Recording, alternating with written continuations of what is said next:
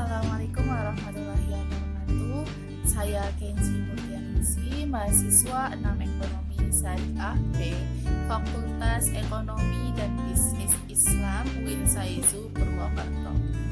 Sekarang ini saya akan menyampaikan kepada teman-teman semua mengenai ekonomi kelembagaan serta sistem ekonominya.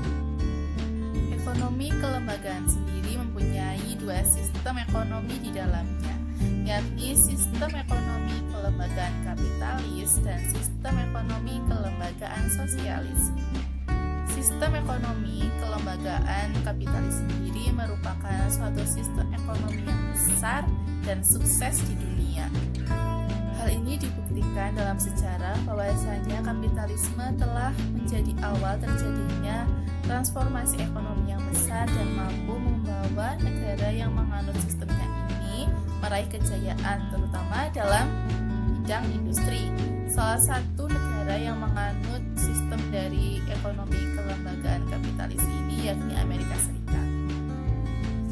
Dan adapun karakteristiknya mengenai sistem ekonomi kelembagaan kapitalis ini yakni yang pertama, seluruh dari kegiatan ekonomi dikendalikan oleh pasar yang bebas dan harga sebagai pelaku utama dalam sistem ini. Kemudian adanya kebebasan untuk mempunyai hak kepemilikan swasta maupun pribadi sebagai dasar melakukan transaksi. Memiliki tiga faktor produksi yakni pemodal, ketenagakerjaan, atau bisa dikatakan karyawan dan pemilik lahan.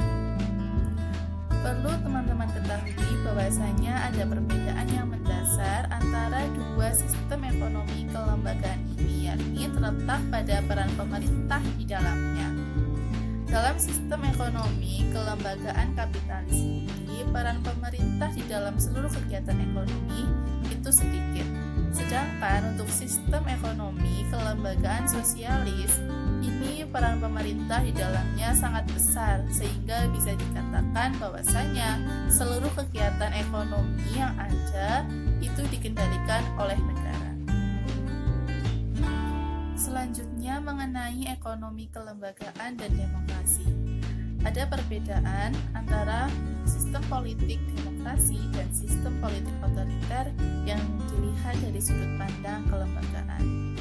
Bahwasanya sistem politik demokrasi sendiri menganut akan kebebasan, yakni kebebasan akan hak-hak politik dan kebebasan sipil.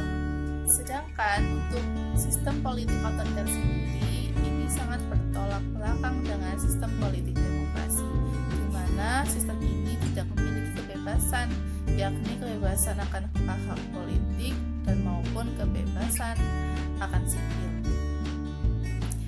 Ya, semoga apa yang saya sampaikan pada hari ini bisa bermanfaat untuk kita semua.